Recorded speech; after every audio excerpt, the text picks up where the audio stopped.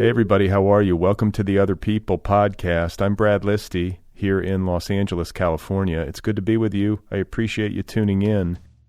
Today on the program, we will be remembering the life and work of author Eve Babitz, who died this past December at the age of 78. I will be in conversation with Lili Anolik, a contributing editor for Vanity Fair magazine and the author of a book called Hollywood's Eve, Eve Babitz and the Secret History of L.A. So clever, right? It's right. Fake, it's like mock dumb. It's inside the role and outside the role. But of course, people are stupid. They don't really get the joke, and she'd get treated like she was like a bimbo, right? Evie chose that route, and in some ways, it's like just as another woman, and I'm like, oh, Eve, why would you make life just so impossible for yourself? I'm like, people are awful. People don't ever really get it. But I admire that about her. It was so brave, always courageous. That is Lili Anolik, author of the book Hollywood's Eve, Eve Babitz and the Secret History of L.A.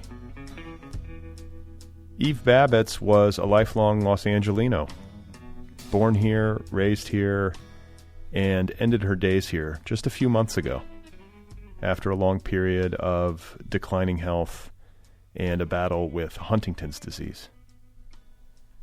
Babitz was a contemporary of Joan Didion, and she is an essential figure in the literary history of Los Angeles.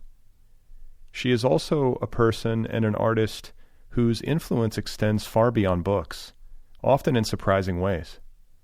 She's one of these rare figures who seems to have functioned as a kind of cultural weather vane in her day, particularly in her 20s and 30s, when she seemed to be everywhere and know everyone. So right now, I'm going to play some audio of Eve Babitz in her own voice, recorded back in 2018 by Lili Anolik. In this clip, you're going to hear Eve Babitz remembering how she introduced Jim Morrison, one of her former lovers and the lead singer of The Doors, to the artist Andy Warhol. I ran into Jim on the street in the Village, and I knew him in L.A.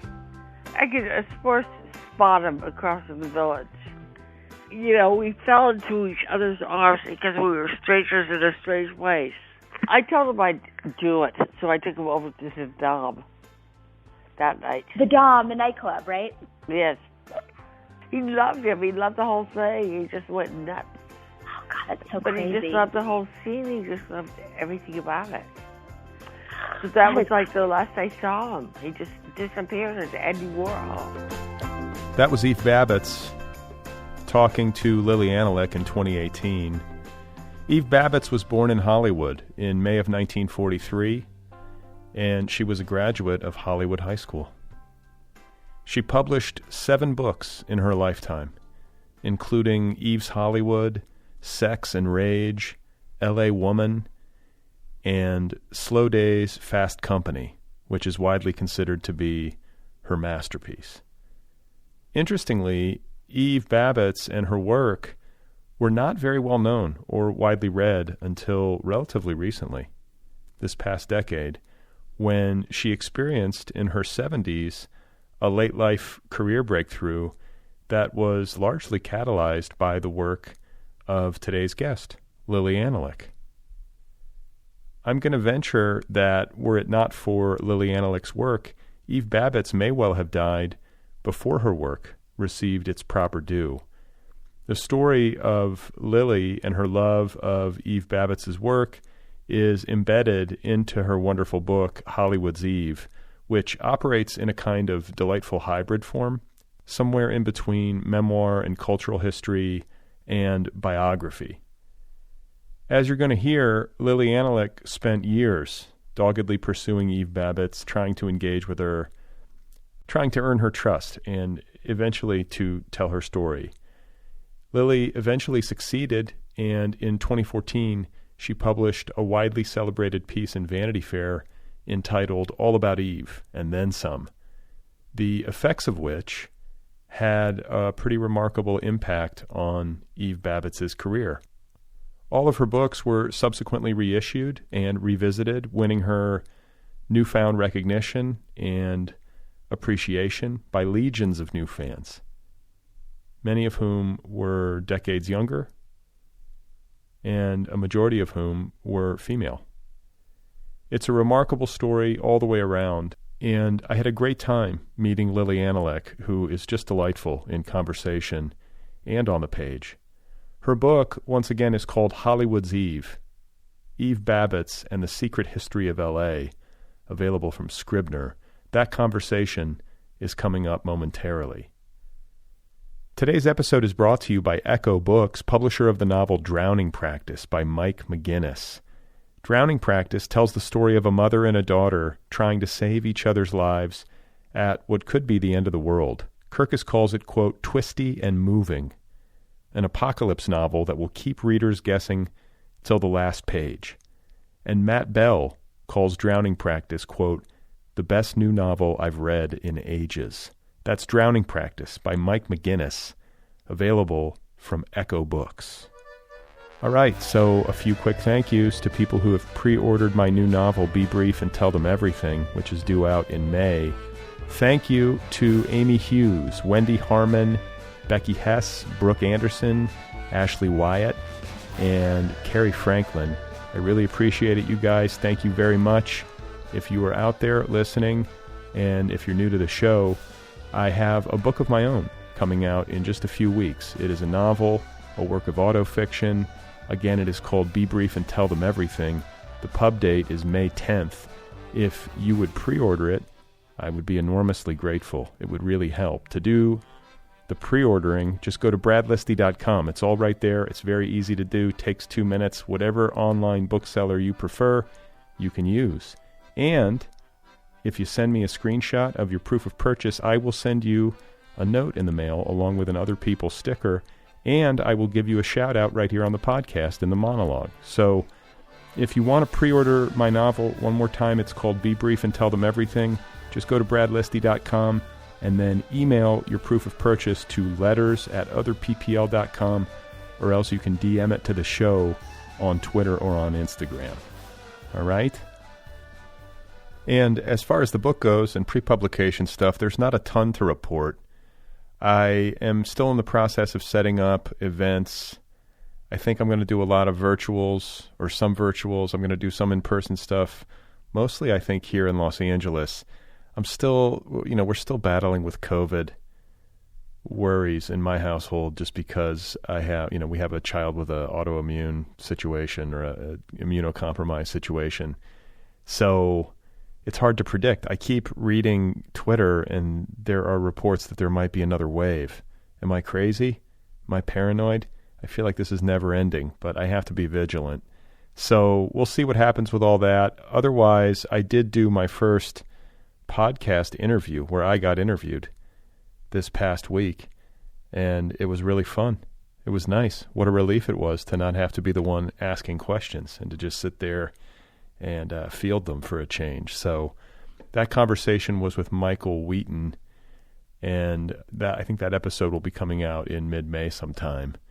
So stay tuned. I'll be announcing it on my, my social media channels, and I will also be the guest on this show, which I don't know if I've told you before. Maybe I have. I will be the guest on this show with a special guest host who will be interviewing me, and maybe I'll keep that secret for a little while longer. And I think that's it.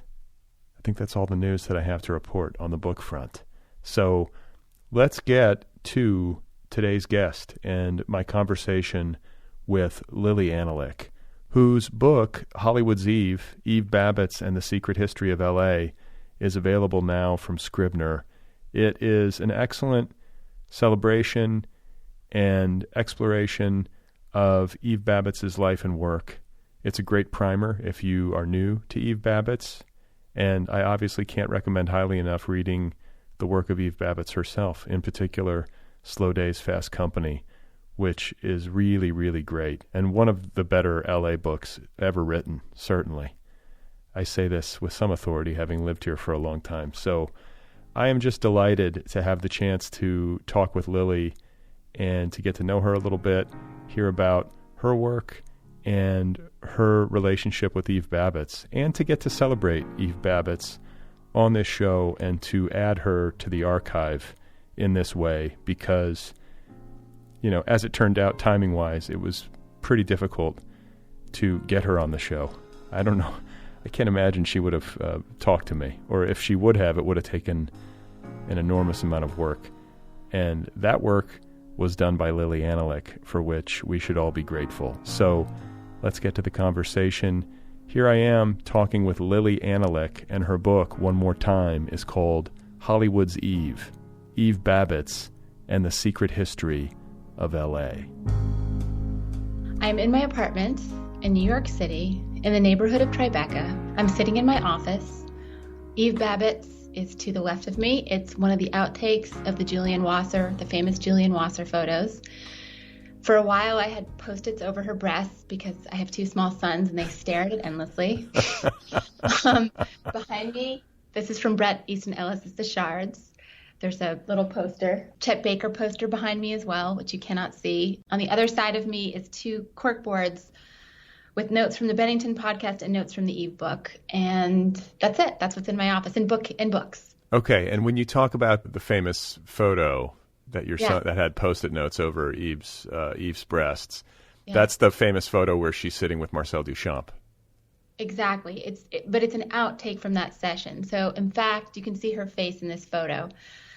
Marcel Duchamp is in the foreground, sort of got a cigar between his fingers. He's in his suit, and he looks cryptic and self-assured. And then behind him, Eve, the breasts are out. She's at the chessboard, and you can see her little face. She looks very young. Okay. And she was very young.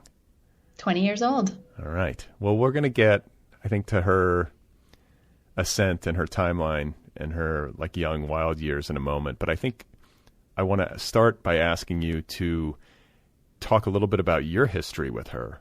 Here you are in New York City, and I think you've been East Coast for a while, right? You never lived out here, or unless I'm...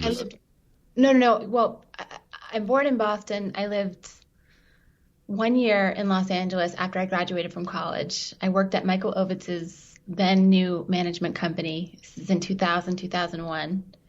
But other than that, pure East Coast. Okay. So how did you get fascinated with Eve Babitz? Well, it's a weird origin story because I guess it's inaccurate, but in my memory, I was reading in Joe Esterhaus, one of his memoirs. I went through a phase where I was into his memoirs. They're not exactly good, but they have a lot of energy. And I think this one was Hollywood Animal. And in my memory, at the start of every chapter, there would be a quote about Los Angeles. And there was a quote from somebody named Eve Babitz. It was about L.A. and sex, of course. And I thought the quote was great, and I looked her up. And that's how it started. Though I cannot find any edition of this book with that quote in it. So I don't know. But in my memory, it was Joe Esterhaus. And it's like a vivid memory. I remember reading the book on the subway. So this was back in 2010, and I started to look for her. All her books were out of print, but I just ordered one off Amazon, secondhand or third-party seller, whatever they call it. And I happened to pick Slow Days, Fast Company, which is her best book. So I got it delivered to me. I read it in one swallow. I just thought it was unbelievable. I ordered everything else of hers that I could. And there was no information about her on the internet. Just there was this one interview that she did with the Smithsonian. And I think, is it Holly Bruback? Am I saying the name right? Had done something short on Eve in the New York Times. But it was very short. It was a very brief piece on Eve, really just saying that, she had liked her writing and then Eve had been in a fire. But I found her in the phone book. She had no internet presence, but I found her in the phone book. And my brother which, by the way, I love that she's just in the white pages listed. Of course, Of course, there she was in the white pages. And my brother, I have a younger brother, and he was at USC for business school. And I was staying with him, and he had the phone book, right? He was living on Crescent. So I started to write her, and one time I kind of hand-delivered a note, so I knew exactly where she lived. We used to go to, do you know Astro Burger? Yeah. It's on Santa Monica. Yeah.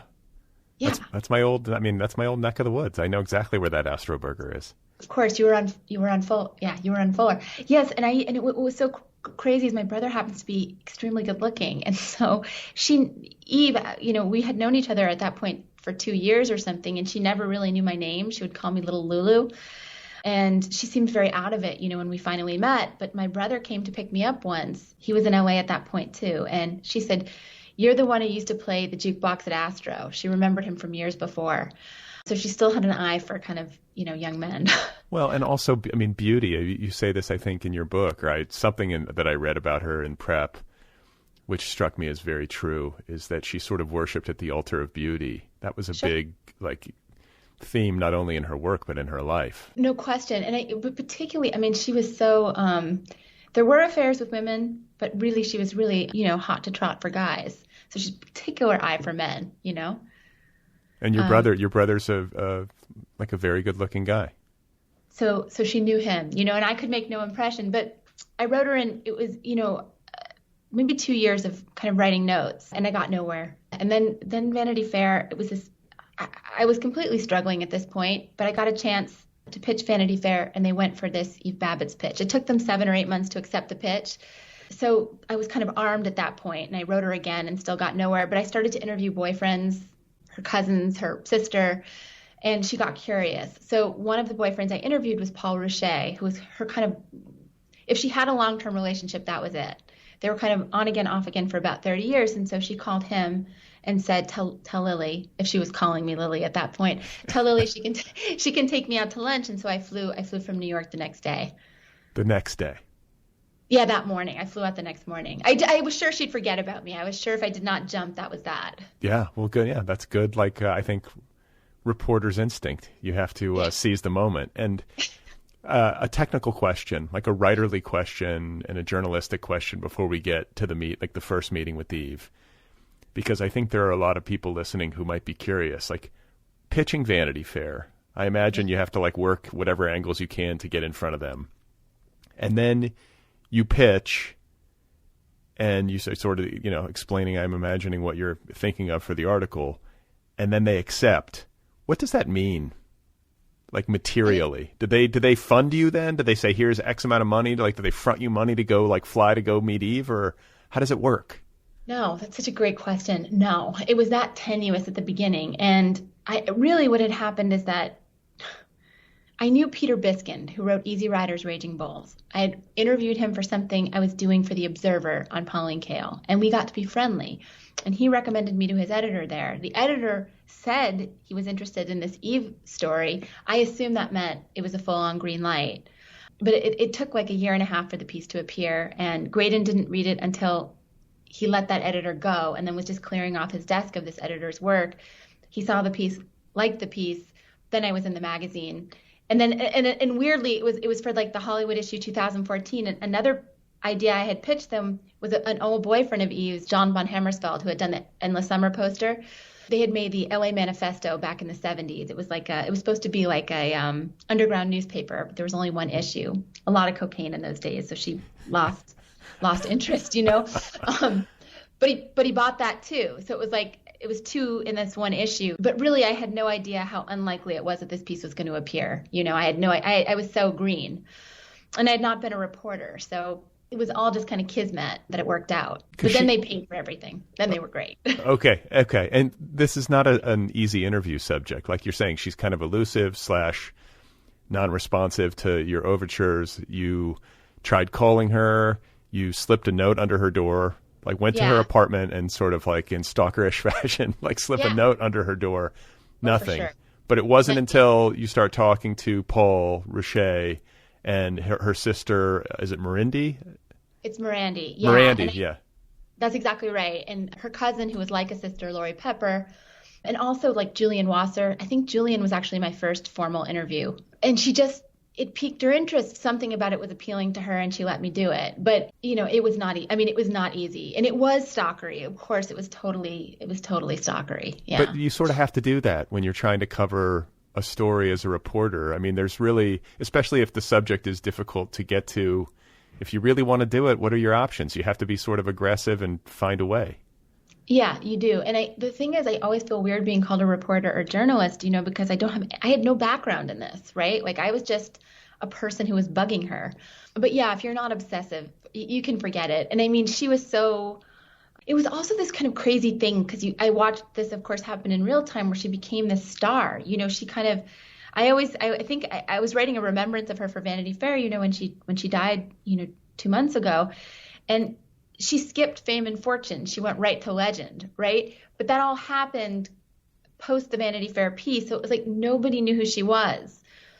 And I remember interviewing people, Julian, all these kind of LA artists, these male LA artists who were her contemporaries, and many of whom she'd, seduced, or and half of them were mystified that I was doing this. They just did not understand what I was doing. They thought of her as like a groupie.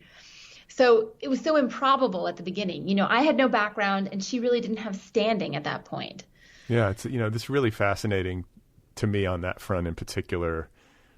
What it does is it confirms to me something that I often say on this show, is that there's like no shortage of talent, and that there are so many masterpieces that just get forgotten. Like any theory that people present to me where they're like, the cream rises to the top, and I'm always like, not always. It doesn't always. But the story that you are telling about how the Vanity Fair piece helped kind of launch her or relaunch her and, make her work known to a wider public and to get her the credit and the stature that she deserved, that is a nice story, because you do like to think that there's going to be a way, even if it's posthumous, for people to discover great work. It was and it really, in her case, it was semi-posthumous. She was pretty gone, though she knew it was happening. Well, I'm of two minds on this. I mean, I don't think Slow Days Fast Company is obviously great. It is great. It is a masterpiece, but I actually think you have to have a pretty sophisticated eye to see it. I mean, I think what she's doing in that book is so subtle and it's easy to miss. Whereas I think somebody like Joan Didion is easier to catch on to. There's something about the comic vision which Eve has, which I think is easy to miss. That's my own feeling.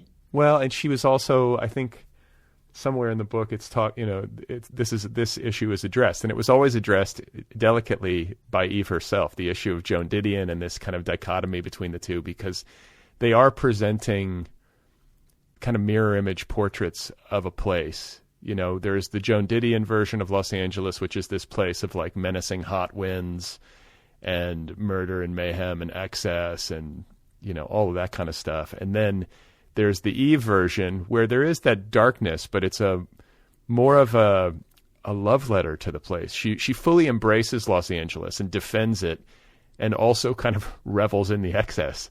There's a hedonism to her, and like an unapologetic hedonism to her, which I think distinguishes it. But you may have additional thoughts on that sort of split or difference? No, I don't know how much of this I have to be careful what I say here, but when Eve died and when Eve moved into assisted living before she died, we've kind of half gotten through the story of how I got to her. But when I finally did get to her, she was living, it wasn't squalor. It was so much more extreme. You felt almost like she was a cave dweller. I mean, the level of filth and the darkness of that apartment and the stench of that apartment was so extreme. It was just despair. I mean, it was despair. It was madness. She smelled like madness. I mean, it was beyond anything I'd ever experienced in my life. And if I went into that apartment, I don't think I'm a squeamish person, but I would have to walk around the block like 4 or 5 times before I called a cab or an Uber because I was so sick. So you did go in? Oh, yeah. And she was, I mean, because this is something you write about, this first meeting, which I think we should get into, where you get on the plane within 24 hours to try to get this, rare interview with her, this time with her, and just describe where you met. And you also in the book talk about like noticing this smell, which I guess at the time you probably couldn't place because you'd never actually seen the apartment. I actually kind of soft-pedaled it a bit in the book, because she was still alive. When I wrote the Remembrance for Vanity Fair just a couple of weeks ago, I'm more honest, it was frightening. It was frightening. Everything about her was scary. I mean, she was buoyant and optimistic, and she kind of smiled, but it didn't seem connected to anything. I mean, she was clearly mad, clearly crazy. And the smell of the apartment was on her body. And subsequently when I would go into the apartment, it was just, there was a dead cat. There was something dead in there. There was something dead. It was like a sweet, just decaying smell. So she was in like extreme shape. This was somebody who'd who'd, I don't know, given up, or that just seems too mild a term. I mean, it was just somebody who was in hiding and was just decaying and rotting, right? And she had Huntington's disease. Right. So this is another thing. So I didn't know. I thought she was having mini strokes. We knew she had Huntington's in that last year of her life. And I just thought she was having strokes while she was at home, because every time I would see her, I started to notice this really in 2015, 2016. Every time I would see her, she'd be down another tooth. And there was like aphasia, if you asked her a question, just the length of time before she could answer, it was just longer and longer. But it was Huntington's, right? So it was also just something I couldn't say at the time was when people would kind of get up in arms about her political, that she had become right wing. I was like, well, she's crazy. If you saw her, you would know not to pay attention to what she's saying now, because she's so obviously out of her mind. And it was the Huntington's. It's a brain disease. Yeah, because in addition to sitting in this filth in this apartment in Hollywood, she was sitting there listening to Dennis Prager all day long. She was listening to right-wing talk radio in these last years. And I mean, it's such a sad portrait. This isolation, this lack of care, the way that it made me think of the way that we care for or don't care for our elders in this country. It's just criminal that somebody would have to be living alone like that without any help or. Well, her sister was great to her. It's like this complicated thing with her, because she was so willful and really difficult, because we all had been trying to get her into care for years, and she just wouldn't do it. And you can't. It's very hard to actually make that happen if the person doesn't want to. So this is also a willful thing, I mean, which was completely in keeping with her personality all her life. But I think all the attention and at the end of her life was, I think frightening for her, but also enormously gratifying for her. But I can understand how the world passed her by.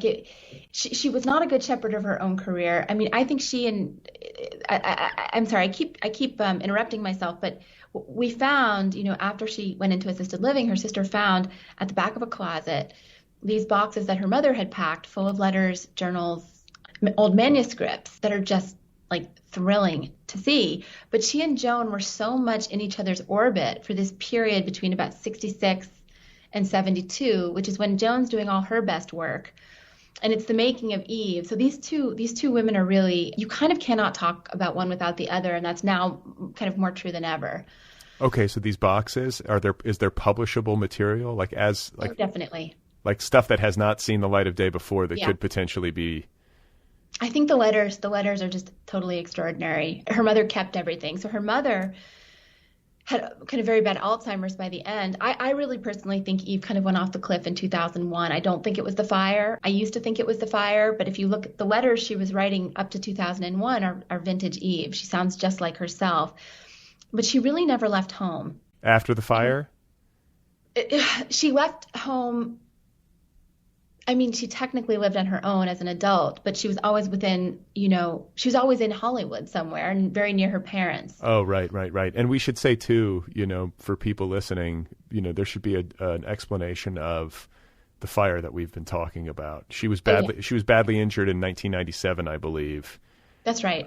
When she was driving and smoking, I think, a cigar.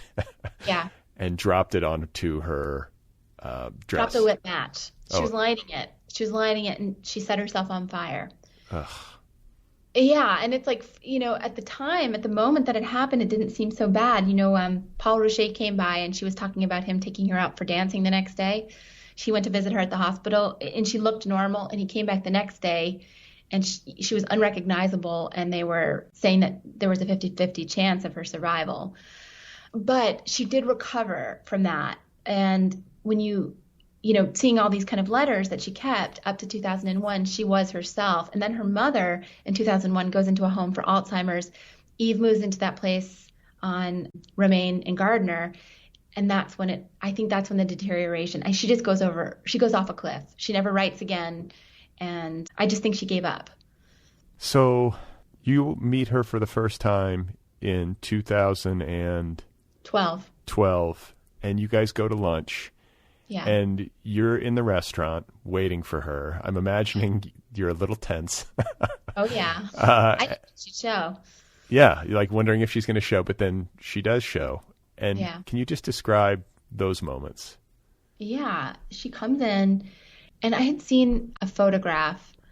I knew she didn't look I mean, of course I knew. I was meeting a woman in her late 60s. I knew she didn't look like the Duchamp photo anymore. And I'd seen a photo of her older, so I knew what to expect. But she came in, and it was something about her clothes. The lipstick wasn't quite right on her face. The lenses of the glasses were really filthy, and I knew something was wrong. And she was sort of smiling, but kind of not at me. And we had the meal, and it lasted, 15 or 20 minutes, and she just bolted the food and wanted to go. And I couldn't really get her to talk. So I just knew something was very, very wrong. And then I was obviously so invested in this, I'd wanted to connect with her, and I kind of insisted that she let me take her home. And this was kind of right before Uber, so we kind of waited for a cab.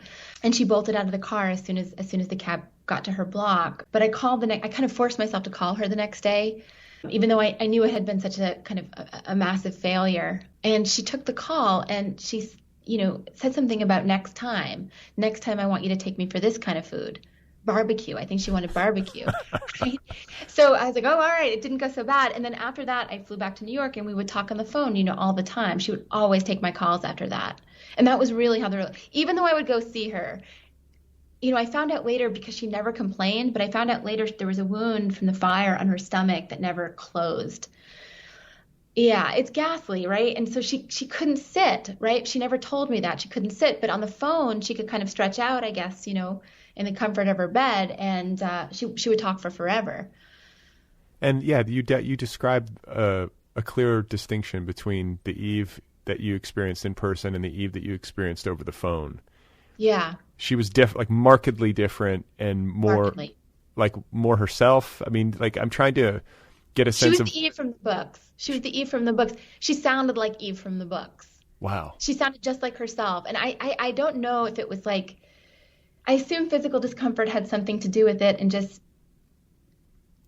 anxiety about being out. But on the phone, Paul Rocher will describe, he would be in bed with her. This would be in the 70s. He would be in her bed, and she'd be taking a call from a present boyfriend, an old boyfriend, and she would kind of walk around the courtyard just talking for hours, and she'd wind the cord. She'd get the cord all up in knots, and he would unwind it for her. She'd always loved to be on the telephone. So that was a natural medium for her. She was nutty on the present. It wasn't just that she was conservative. It was just the way she would talk about politics. It was none of it made sense. It was just nut talk. It was crazy talk. But if you kind of were able to kind of bypass and get her to talk about the past, she was incredible. Her memory was incredible, and the stories were great, and she sounded like Eve. Wild. What a wild experience. To experience somebody in so many different, dramatically different ways. Yeah, you're right. It was wild. And you had to speak her language. I think I say this in the book, but she would say things like, so-and-so is the kind of person who will ask, is that the blue you're using? And she was referencing somebody she had been close with in the late 60s and early 70s, Earl McGrath, who got her, she'd been a visual artist for much of her early life, and he killed that for her by looking at one of her paintings and saying, is that the blue you're using? It just totally undermined her confidence. So she would use that expression to talk about something that wasn't good for you psychologically, like writing screenplays. Well, I won't do that because, you show it to some executive and he'll ask, is that the blue you're using? Or she would talk about so-and-so likes baseball, and that was weirdly her code for the guy was heterosexual. But there was all kinds of codes with her that you had to just know her to understand what she was saying. Yeah. Fred Roos likes baseball too much. Is this the guy from Slow Days who took her to the Dodgers game? No, it's a totally different boyfriend. Totally different. Fred Roos went to Hollywood High. He became the producer, and he's he famously cast The Outsiders. He discovered Tom Cruise, Patrick Swayze. So he had an eye. Evidently, he had quite the eye for young guys. But he played baseball, and she would tell me he was a boyfriend for a while, and she would tell me that he would have birthday parties and only invite women, and then all the women would get angry because it was all different girlfriends or something. So yeah, she is such a creature of this town and of Hollywood, and she went to Hollywood High, which today.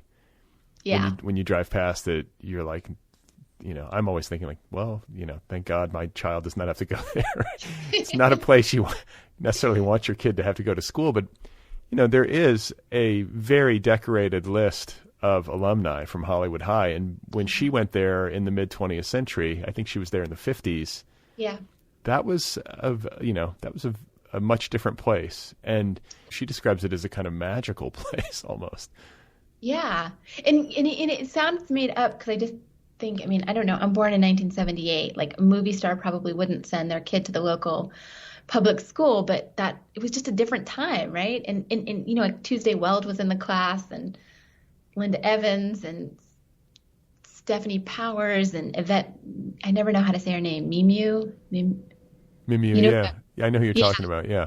But like professional beauties, like they were all just going to school there, and even like a regular girl like Carrie White, who became a well-known hairdresser, hairstylist. I think she gets an acknowledgement in the movie Shampoo or something. Anyway, she was well-known, but she was just kind of a regular girl there, but she was, you know, a Playboy centerfold in 1963. I mean, they were all just so beautiful. And like, you know, it's like they're all in their like bobby socks, like chain smoking, you know, like they're gorgeous. And like, you know, there are like all these much older men kind of courting them, which is its own. Oh yeah, it was a different time. I mean, it was a different. You know, the girl who she writes about kind of most ecstatically in The Chic. You know, her first published piece, which is about the girls of Hollywood High, who was a suicide. You know, she. You know, I learned this from Carrie White. You know, she'd been involved with a married, much older music executive who was powerful. I mean, they weren't dating boys. You know, these girls weren't dating boys. They were like dating power players. I mean, wild. And I guess like if we're going to be tracing Eve's biography, you know, she is born in Los Angeles to a musician father, Saul, who was a first chair violinist for the 20th century orchestra. You can hear him in Psycho. I Yes. just love shower scenes. Yes, yeah. So he's playing the violin in the Psycho shower scene. And then her mother, May, was, as am I, Cajun French. Yeah, that's right. From Louisiana. So May's mother, Agnes, I think got raped. Was Catholic. She was 15. They wanted her to marry her rapist. She refused, took the baby and moved to Sour Lake, Texas, and you know, started cooking hot dogs and food for the riggers, for the oil guys. They just lived in a tent. So I can only imagine kind of how scary that childhood was. But May and Agnes were very close, and she was working as a waitress, I think, when she was in her early 20s, and a Catholic priest wanted to get her out of there, and he got her a ride to Hollywood, and that's what happened. She went. It's such like an American story. It's something out of James M. Cain, right? Yeah, well, and I think like, you know, you think about, or as I think about Eve's like unabashed love of Los Angeles and unapologetic love of Los Angeles, I think of May, who definitely. Narrowly escaped what would have almost certainly been a much lesser life, making hot dogs for oil riggers or whatever, you know, getting raped every night. Getting in the sweltering heat of like Texas or whatever. So like they really saw Los Angeles and Hollywood as a kind of Shangri-La, which it also kind of was in the mid 20th century, like not crowded. I mean, like I've seen, there's a Twitter feed that's called like Vintage Los Angeles or. Yeah. Do you know what I'm talking about? I know what you're talking about. And there was like a YouTube video that it linked to where it was like a drive down Wilshire in like 1955. Yeah. And I'm like, oh my God, is that what it used to look like? Like it used to. No. It was paradise, right? Yeah. And the mother was so grateful, and then the mom, under the father's influence, Saul's influence, becomes a visual artist, you know. And what she does is she draws houses and buildings in Los Angeles that are going to get torn down. So she's a preservationist, but, you know, she was always looking. I mean, she was looking at LA in a very particular way, and I think that's absolutely right. Eve inherited that. Sure. I had the sense of, because, you know, she had a relatively stable, happy childhood. Her parents had a great love affair, it seemed like. Yeah. They were totally like thick as thieves, like all the way through. And like my sense of Eve is that there's some deep wound in her. And I don't know, and I could be wrong, you know, but it's like, I don't know what it is or what it was. Do you have any similar inkling, or do you have more insight into that? Am I even on the right track at all? I mean, I think it was an idyllic childhood, but Eve, I think it was not just, I mean, I don't know how do I put this? It was almost a code of honor with her not to bitch, right? And I do think it was a very happy childhood. I mean, I think she was very lucky to have parents, the parents she had. So Saul was the first chair 20th century orchestra, but he was also a Baroque musicologist, and he did the violin fingering for Stravinsky, and they had this salon at their house. And to me, it's like when you look at Joan Didion's background, Joan goes to Berkeley, Joan wins the Vogue contest, goes to work for Vogue, marries an Ivy League graduate. To me, it's like much more kind of middle class striving.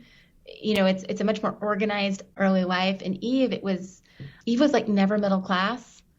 And that the salon her parents had, it wasn't really even American artists. It was, but it would be Stuff Smith and Jelly Roll Morton and Stravinsky. It was kind of high art and European. Wait, she had Jelly Roll Morton in her house? Yeah.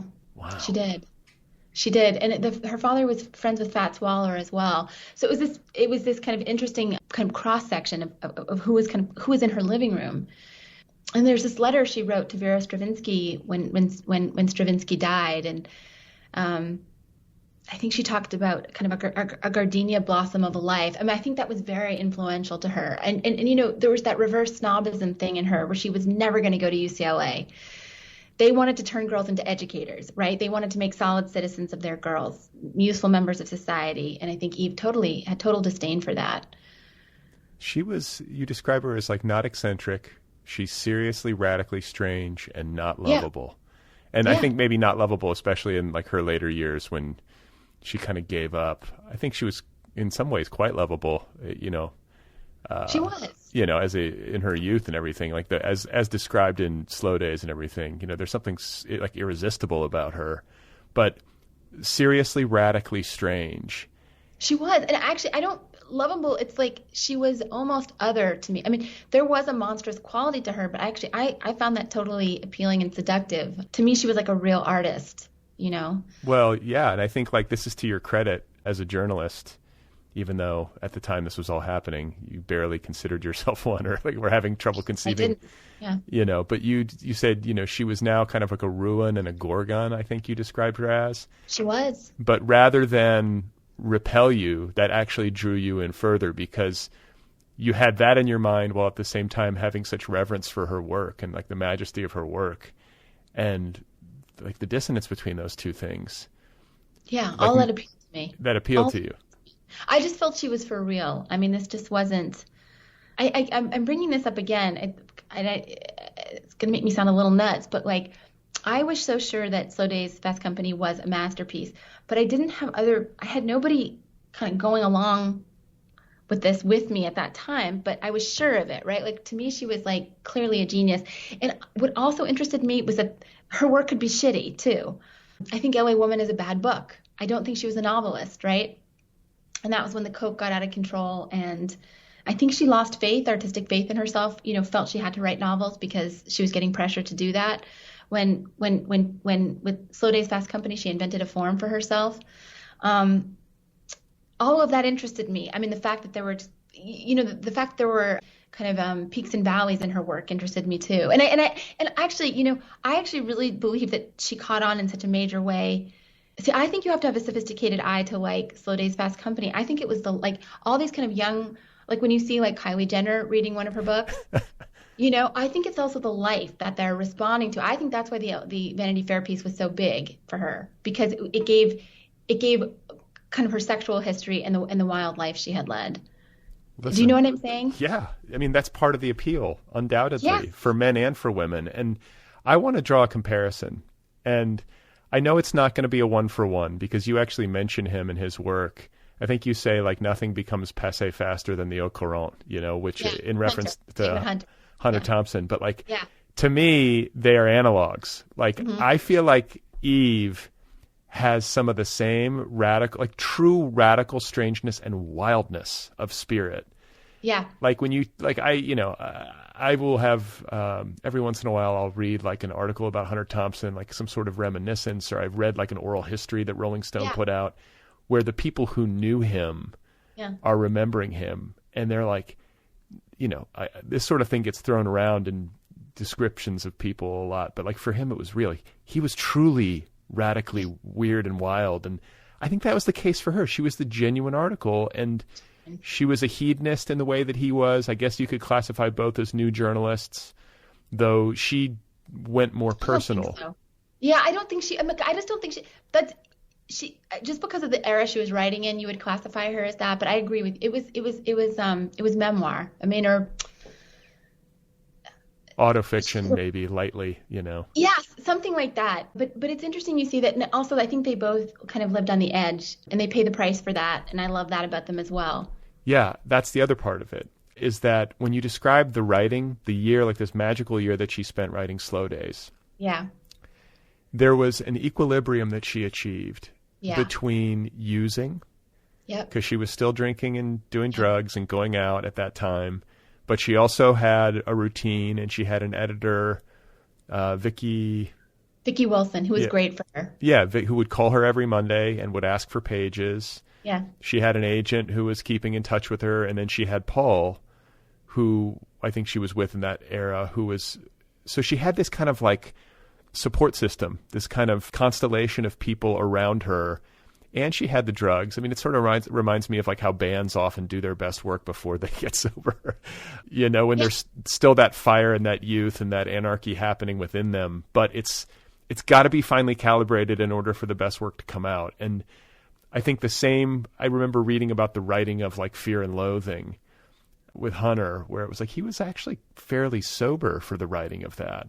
He'd have to be, right? You'd have to be. Yeah, but I mean, that was rare. And I think both of them did great damage to their instrument and to their talent with drugs in ways that like became sadly like unfixable. You can only do so much of that stuff before the damage. And with the, all the stuff that aging does to us anyway, it just becomes untenable. So, I know they're different ultimately, but there are a lot of similarities in my mind, both in terms of like how they lived and like what their ultimate appeal is, or at least part of their ultimate appeal. It's true, but it's like he was shrewd enough or lucky enough to catch on, because she never had that. That's why it's also like the rediscovery always bugs me. And I'm like, no, the world just passed her by, right? Like he had it happened for him, and it didn't for her until like 70, right. Which does something to you too. I mean, Yeah. Both are damaging. Kind of blowing up is damaging, and getting passed over is damaging, Yeah, he was like a world-class networker. He was great at like, people loved him, and I think people loved her too, but I think part of it is that she wasn't great at managing her career, didn't have that thing where you're sort of cultivating people. I think part of it was that she was a woman. I think that there's no question. Yeah.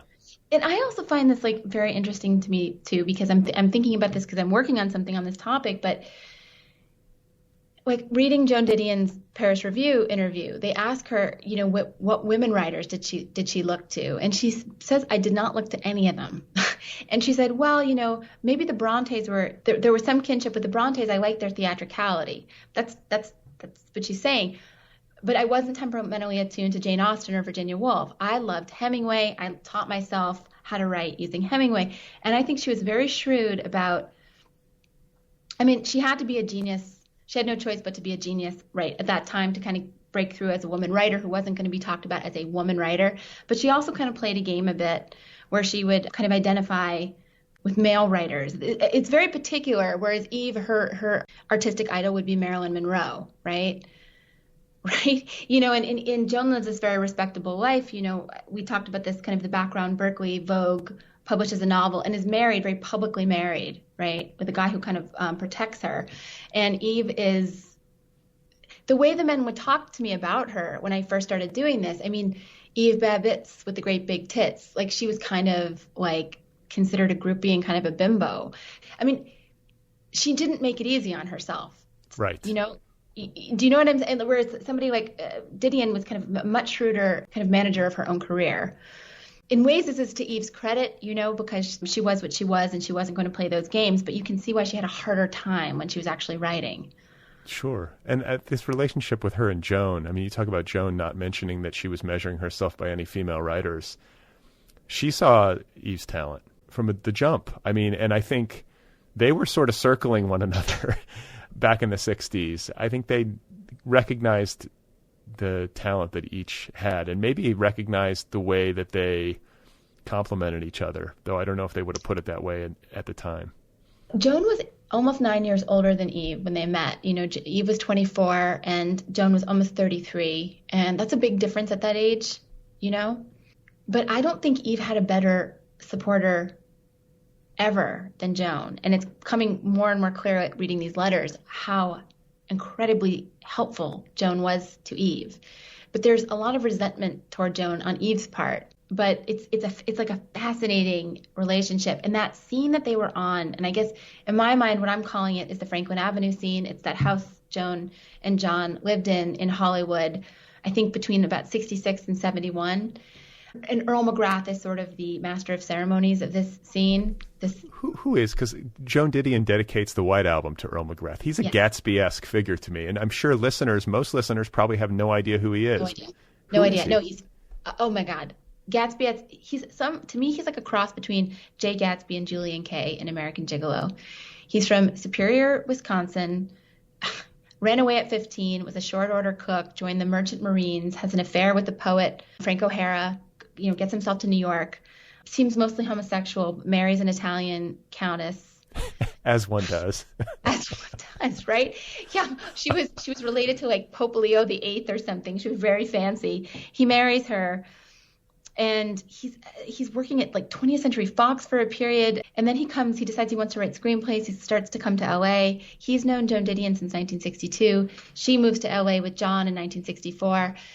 And Evie, some of her collage work gets into the catalog or the brochure for the Monterey Pop Festival.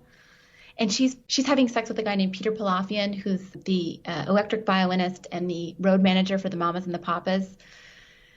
Michelle Phillips, John Phillips, and he has 2 children with Michelle Phillips' sister, and he's in that world. Edie is sleeping with him. He's very cute. Earl has a crush on him.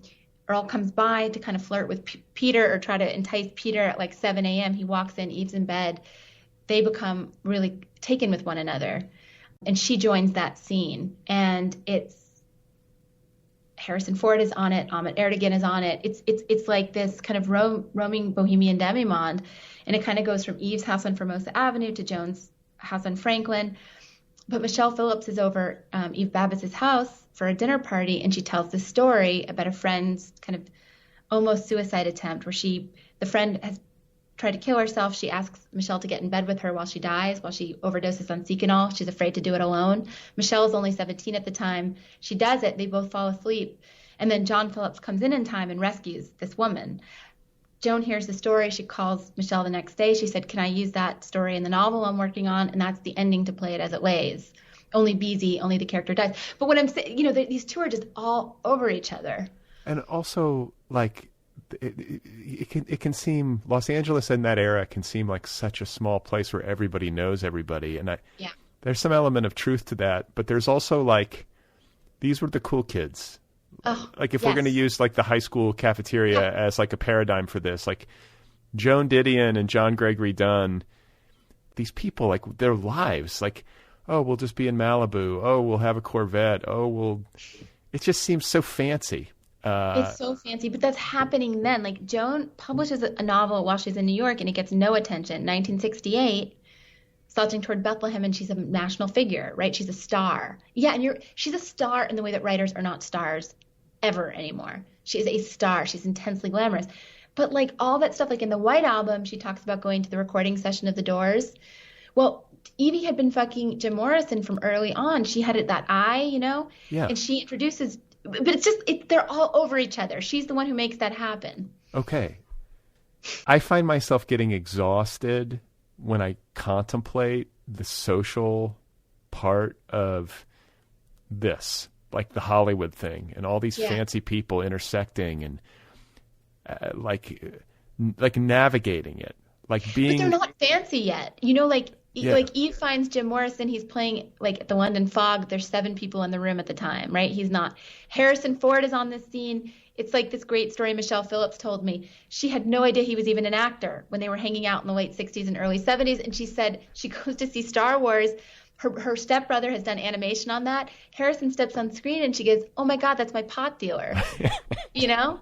And it's like nobody's, you know. Well, I was going to say, who also, I'll never be able to forget about his sexual prowess now that Amazing, right? 9 women a day. This is, I think, how Eve described it. Eve's very careful to say 9 people, because I repeated it back to her. I said, "Wow, 9 women." She goes, "I said 9 people." Fascinating. And a huge pothead, which I think I knew.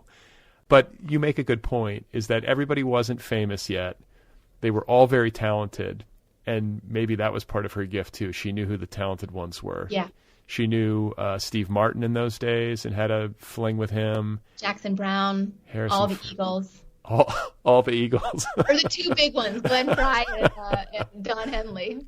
God, I mean, it sounds fun. It sounds exhausting, though. And, you know, there's a line in the book, and I'm going to botch it when I try to paraphrase, but I think it was a comparison between Earl McGrath and Eve, who were both serving at the pleasure of, like, truly rich, powerful people.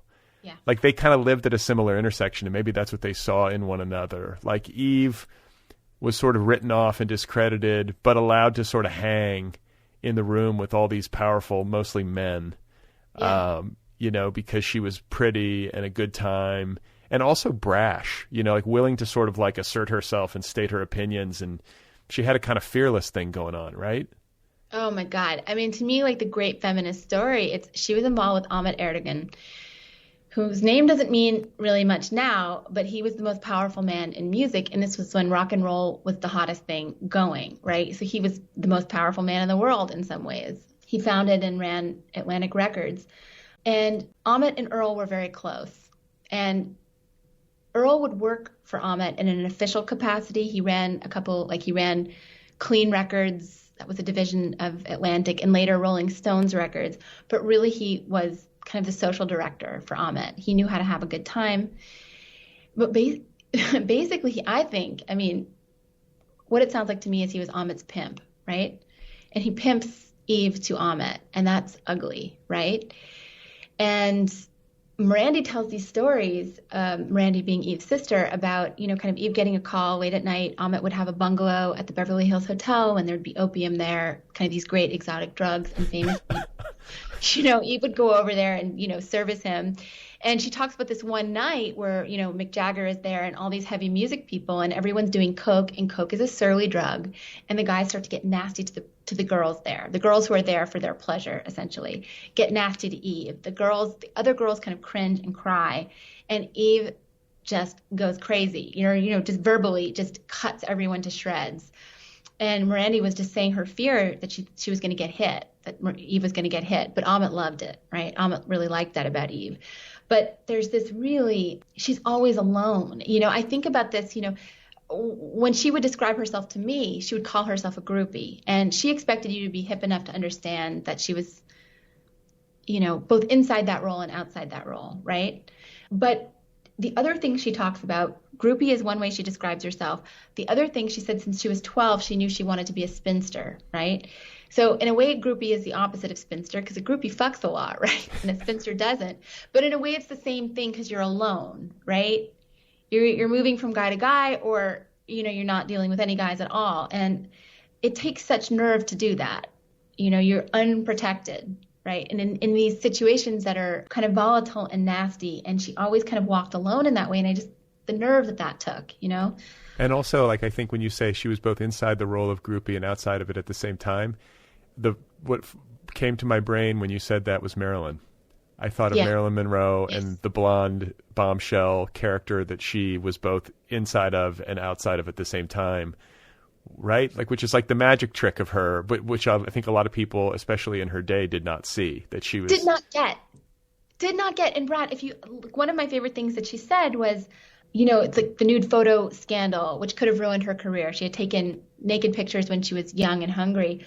And she was kind of just on the verge of breaking through at this point. And there's this rumor going around that she's the naked girl in all these calendars that are hanging in gas stations.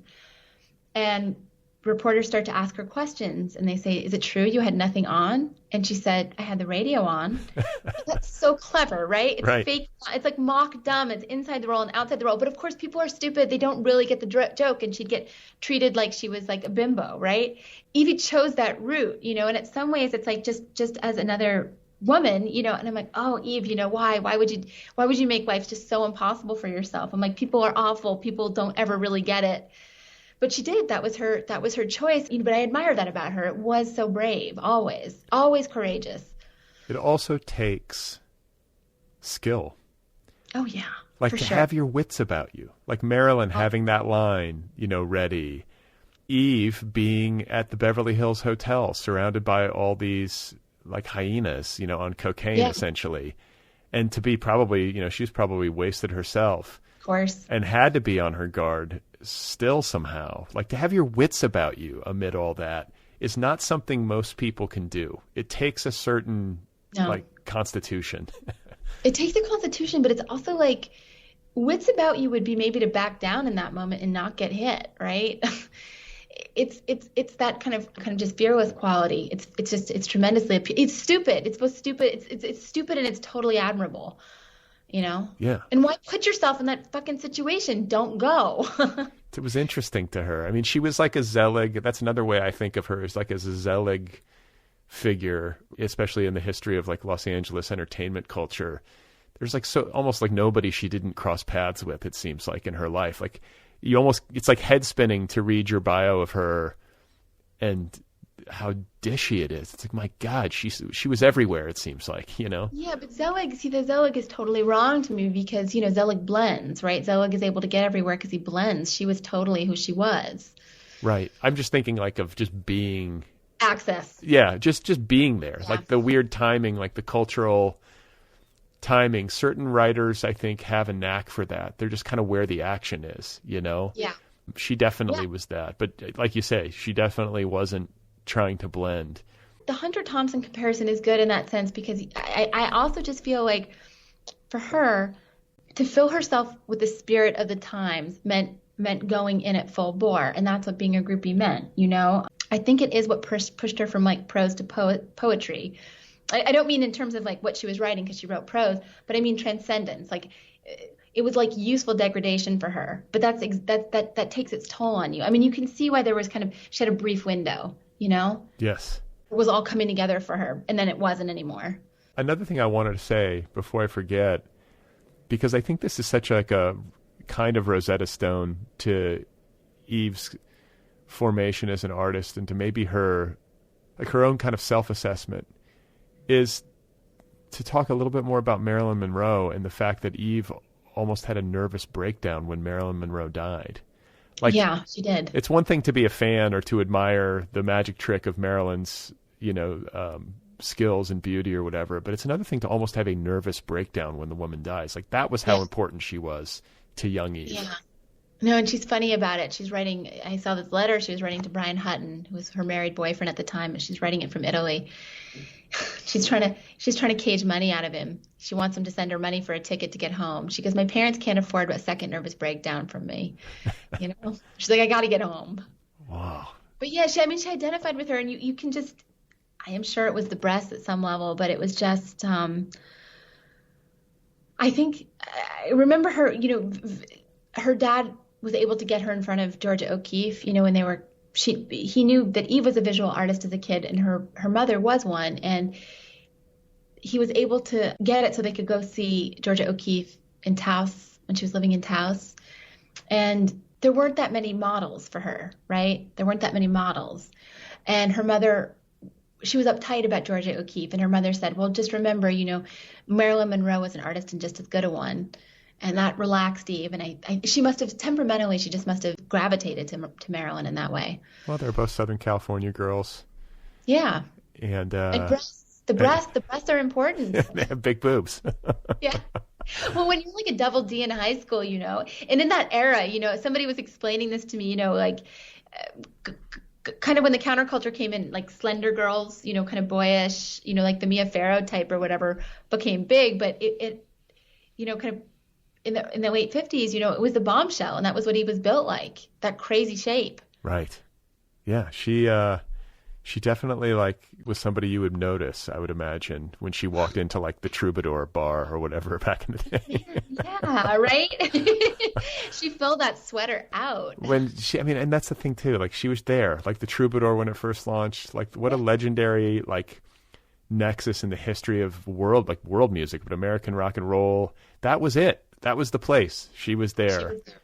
She was there. Even Randy fucking Ringo when the Beatles first come to Hollywood. It's amazing. It's amazing. They were these people, like just somehow were connected to all of it. It was a small town. I mean, that was kind of like it's cliche at this point to talk about Manson, but I remember, and it would be shocking for me, like when I was interviewing Michelle Phillips, because she was part of this scene. She was part of this Franklin Avenue scene, and I called her up and we're talking, and she was talking about when the Manson murders happened, and she goes, Sharon was such a good friend of mine, and she goes, I was carrying around a gun in my bag, she had like a little Derringer or whatever in her purse, because she was sure John Phillips had done it because she had slept with Roman, and then Bobby Beausoleil stays with Eve for a week. Morandi very nearly has a couple swapping thing with her husband Clem and Roman and Sharon because she's dressing Sharon. I mean, it's just Manson was all over the place. Like Eve does album covers for Terry Melcher. Terry Melcher was Doris Day's son, and he was a record executive, and that's who lived at Cielo Drive before Roman, and that's who Manson meant to kill. It was just such a small town. Yeah. I mean, I guess I never experienced it, but it almost seems like it would have to have been for there to be all of these intersections. And the Manson murders at the time. I mean, Joan Didion writes famously of like that being the line of demarcation between the end of the 60s and the beginning of whatever comes next. But, all the fear that permeated Hollywood culture when that happened. And, it wasn't just that there had been these horrific murders in the hills near where they lived geographically. It was that there were all these intersecting lines socially. And I can only imagine what the conversations must have been like. Like, oh my God, like, especially as the news came out of what had happened.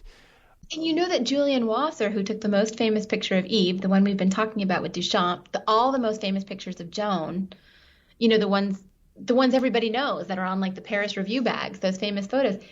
I remember Julian telling me that he got a call.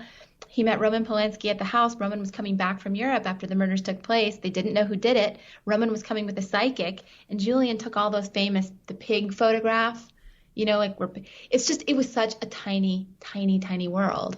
Wow. And in I want to say Eve's Hollywood, the one with the long and rambling dedication or acknowledgments. Yeah. Eve thanks the Didion Duns for having to be who I'm not. It's endlessly that incredibly suggestive, incredibly hostile comment. It's amazing. I know. The frenemy quality. What's interesting to me is I think it was fraught on Eve's side. I do not believe it was fraught on Joan's side, which is interesting. Joan really was so good to her. I would never have guessed. I give Joan a hard time in that book, and I also loved Pauline Kael coming up. So I always feel like I'm at odds with Joan at some level, because my favorite writers had contentious relationships with her, but she was like incredibly generous to Eve. Yeah. Well, I mean, no, and then I think like there was some point where you had written something about Play It As It Lays, I think. Oh yeah. And Eve got very excited because she's like, you killed her. Like, I don't have to or whatever. Like, it was crazy. And it was like one of the very few times she called me. I mean, the way it worked, I always called her, Yeah. But she found my number and called me. Yeah. To say, so it was a very fraught relationship, in Eve's mind, And what did you write? What did you had written something about how you didn't think Play It As It Lays wasn't a good book, or you didn't like something about it? She's an incredible prose writer, right? Like Joan's an artist, right? The prose is just incredible. But I felt like the sensibility of that book is very adolescent. Like it's LA as a place that looks like heaven but feels like hell. I mean, I don't feel like a grown-up person looks at things in such a black and white way. I just that's my own feeling. And actually, I always feel that the part for the whole, or it's Joan's attitude to Jim Morrison and Eve's attitude toward Jim Morrison. In the White Album, Joan writes about the Doors and Jim Morrison, and she calls them the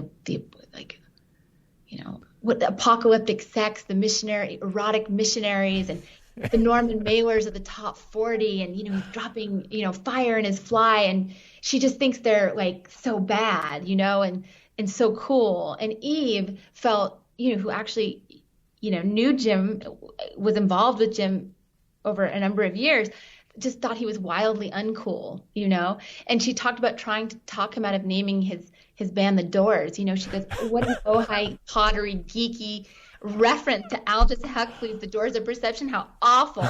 And she always found this kind of pathos in his beauty because, he's this kind of former chubby kid who took acid one summer and emerged like an Adonis, right? But the weight always wanted to come back on, and she talks about him putting like blueberry syrup on his pancakes, and she's always worrying about her weight, so she would relate to him. But then ultimately she just finds him like a completely moving figure, and there's something about him that's real to her. But she writes this really nuanced portrait, whereas Joan just sees him as like, I don't know. I mean, like in some ways, it's like I think of like the difference between them being like a star fucker and someone who fucks stars. Like Eve fucks stars, but like she had sex with them and she knew them and had this kind of rounded view of them. And I always feel like like it's like Joan was buying the publicity or something, And Eve was saying that she introduced Joan to Jim, and she was there that day. And when Jim was dropping the whip matches down his fly, he was flirting with Joan, right? It was just flirtatious, but Joan takes it as like demonic or something. Yeah, it's so funny because you're writing about Jim Morrison and the Doors made me like just think about my fandom or my relationship to the band and how colored, because I was born in 75, so Yeah. I don't even know when the Oliver Stone movie came out, but it was like 91, I think, or something. Yeah, 91 or 2, that's right. And that was right when I was going into college, and my friends and I loved that movie, but we loved it as a comedy. It was one of those movies that was like intended as like a crazy, serious portrait of like a doomed rock star. But like we saw it as like we would quote lines like from the acid trip scene in the desert where I want to say Robbie Krieger's like, I can't be what my parents want me to be. And then Jim's like, why don't you kill your parents, Robbie? Like just. Like you thought it was funny, and Joan would think that was like amazingly, sinister, right? Right. So I don't know, like, and then like I have this nostalgia for the music because it was like, Jim Morrison posters were like a fixture on like the bedroom walls of like my friends' sisters when I was a kid. Yeah. And so I was aware of him as this like, rock god, sex symbol from a young age. And then, I lived in the Midwest. Like you listen to like classic rock, that was what we listened to in my youth. So the Doors factor in there. And then now I've lived in Los Angeles all these years. And so I think the music has a strange kind of nostalgia for me because it's so associated with this place. Yeah. And yet, underneath it all, like you were saying, there's this like chubby kid who did a bunch of acid one summer and emerged an Adonis. And that's closer to the truth. And also it was interesting to me to find out that Pamela Courson, Jim's wife, was like the real tough one, because that is not at all how she was portrayed in the movie. Like the Meg Ryan portrayal. Ryan. No, I know, with Meg Ryan. No, Eve always says that Pamela was the cool one. She was the scary, mean one. She was nasty, which Eve liked as well, Okay. Yeah, no, but like it's a full rounded. You actually get a sense of what Jim was like as a human being. And then one of the really kind of wild things in this kind of cachet of letters and manuscripts, there's a postcard from Jim the day he died from Paris. They were really close. To Eve. Wow. Well, maybe because she Yeah. actually saw him. And, there was a movie about the Doors called, I think, When You're Strange, a documentary that came out with this like wonderful. Was it good? It was wonderful because it has all this footage that Jim shot because he was a film student at UCLA that has been restored. So you see him in his glory, like in pristine, like shot on film. It's worth watching for that. But it's like, it's narrated by Johnny Depp and his like, hilarious. In his like breathy, half like British, like whatever he's doing, the Doors, and so it. But that's almost right too. I mean, that's kind of right. Yeah, it is, and so it's like another poser. Yeah. If you have any like love, however jaundiced or whatever it is, like it's worth watching. No, but like posers who are great too. Posers who are great. It's perfect. And you have affection for them because like I think we all have a little poser in us. And the last thing I'll say, and it's unrelated to Eve and Jim's relationship or to anything addressed in your book, aside from the fact that Eve and your book get to the humanity of Jim Morrison, is that I found, I don't even know whether I was directed to it, like a friend of mine sent the link, or I just like went down an internet wormhole and like found this interview that Jim Morrison's dad did after he died, where he basically was like he was just a grieving father who was like kind of a military hard ass. Yeah. And he was talking about Jim and how he like didn't raise him. He did he's like basically like, I screwed up. I should have had a better relationship. It was like, it was touching because like he was reminiscing about his son and how he couldn't reach him and he maybe drove him away through his strictness. And I was like, oh my God, like this is Jim. Like he was a kid who was like running from his like military father and was reacting against that. And I don't know, it humanized it. It like totally like, it brought me down from like whatever like stoned heights you would be at when you're kind of like in Jim Morrison land. And it was like, oh, like this is actually really touching and sad. A sad kid. Yeah, no. It is. It's moving. Yeah, no. It's moving. Like it's when the mask comes down or the persona comes down and you kind of just see the person behind it. And we should also say before we move on from Jim Morrison that those iconic leather pants that he wore were the doing of, I guess, like some combination of Eve and Mirandy. Like, is it? Yeah. I mean, Eve brought Jim. Eve's 1 year living in New York from March of '66 to March of '67. She was hanging out with Andy Warhol, right? Because of course. And she ran into Jim. Jim was already a conquest, and they ran into each other. I think it was in the Village or the Lower East Side. And she brought him over to the factory. And Gerard Malenga, who was kind of Andy's right-hand man, I interviewed Gerard about this. He was wearing leather pants, and no one did that at that time. And he dated it for me because he could tell because he was with one girl. He was able to date it for me based on his girlfriends. And then Jim starts wearing leather pants. He gets his friend January Jensen, some name like that. Do you know who I'm talking about? No, but it sounds right. A man named January. At any rate, those leather pants he didn't like. They were squeaky and they were hard to move in. So Mirandy had a leather store, Eve's sister, and Mirandy designed his next pair, which was this soft, supple leather, and that's what he wore. I think they're in the Hard Rock Cafe in Hollywood now, behind glass. So yeah, but yeah, they got him into leather, right? Yet another like thing, like subtle influence on like American cultural history that they had. It's amazing because that is what you think of as rock and roll wear. It's black leather. It is leather pants. That is rock and roll. Right. I mean, if you can pull them off, I mean, that's a tough look. It's a tough look, and I think Jim, Mirandy talks about how self-conscious he was. Like he would go in, to the fitting room, and because he was always worried about his weight, Yeah. Well, I mean, that kind of makes me feel better because he was so good looking. At least he had something to worry about. Wasn't easy for him, No, man, it was not.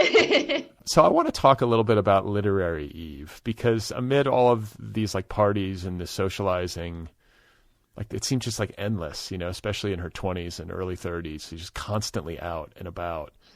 And, she comes from an artistic family, but it was musicians and visual artists. Like you said earlier, I think she sort of saw herself as a visual artist in her youth. But can you describe when she started to think of possibly writing, and like what were some of the earliest efforts? Like how did that happen for her? I think she was torn, between being a visual artist and a writer, and she was writing Travel Broadens, which was based on her time spent in Rome. Her father was given a Fulbright and a Ford to study Baroque musicology. The family in Eve's late teens moves to Europe. They spend about a year there. And she writes a novel kind of based on her adventures. The way she described it to me, it was like Daisy Miller in reverse. Instead of the American girl getting corrupted by Europe, it's the American girl corrupting Europe. That's very Eve. It's totally Eve. And she was very serious about this book, and I'm seeing this more in letters, but she tried very hard to get this published, and she got it to Joseph Heller. So that was what she was working on in her late teens and early 20s, and at the same time she was drawing and painting, and she couldn't get anywhere with that. Well, she was doing some album covers. I mean, she did some visual art for pay. She did, but it's actually interesting how that happened. I now have a better sense of how that happened from the letters. She wanted to be a fine artist, and all these guys were getting discovered because the Ferris Gallery, which was owned by her longtime boyfriend, very serious boyfriend, Walter Hobbs, or he had founded it. And then it was run by him and Irving Blum for years. And then Walter moved to the Pasadena Art Museum. This was all while she was 19, 20. But, Edward Shea's coming up through here, Kenny Price, Larry Bell, Billy Al Bankston, and they're all becoming big, And they're contemporary, and she's hanging out with them at Barney's Beanery, but she kind of can't get anywhere, right? She cannot get anywhere. And I think that's really why she went to New York for that year, was frustration, just a change of scene.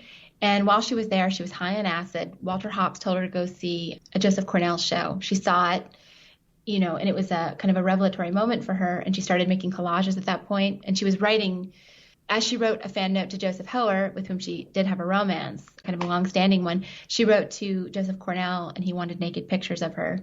So it was always sexualized. What did she write to him? You could see that Joseph Heller, it was, I'm a stacked blonde, 18-year-old blonde in Hollywood Boulevard. I'm also a writer. So she would put it on those terms, she would put it on those kind of Marilyn Monroe terms. But at any rate, she started doing collages, and she kind of couldn't get anywhere in a fine arts way. But one of the guys she had been sleeping with, Stephen Stiles of Buffalo Springfield, she got him to agree to use her collage for a cover, which was Buffalo Springfield again. And that sort of launched her into the rock and roll, kind of being a rock and roll artist, which was good for her, because her kind of she liked to mix business with pleasure, and that sort of worked in that world. So she had success in that world, but not the fine arts. I think she was running up against a wall of male scorn. She couldn't get anywhere there. Wow. So she had a relationship with Joseph Heller? Oh yeah, and I didn't know that. She actually was. Eve was like funny because Eve was always honest, but she was like a lady. She really never talked about how somebody performed sexually. She never talked. She didn't like dish the dirt in that kind of way. Right. She really quite refined, in her way. And I think, she was careful about talking about the Joseph Heller thing. But of course, I'm seeing now in these letters and in these journals, they were lovers. Wild. I mean, yeah. What a life. What a life, man. It was great. Yeah, but as you were saying, like in that period, like in the middle 70s when she was writing Slow Days, Fast Company, it all came together for her. I always think of what Michael Elias, who's kind of like a fuck buddy. He was a guy she knew from Ports. They would sleep together, but they were really friends. And he just said he hated taking her to parties, and he stopped doing it because she wanted to get there before it got started and leave before it got good. Because, she wrote in the mornings. That was when she wrote. When she was on her game, because on game, yeah. There's something that, like, if we're trying to trace her launch, Joan Didion and John Gregory Dunn had a central role in getting her the Rolling Stone gig. Joan did. Getting Eve's piece, The Chic, which was about Hollywood High. That was like her debut, basically. Yes.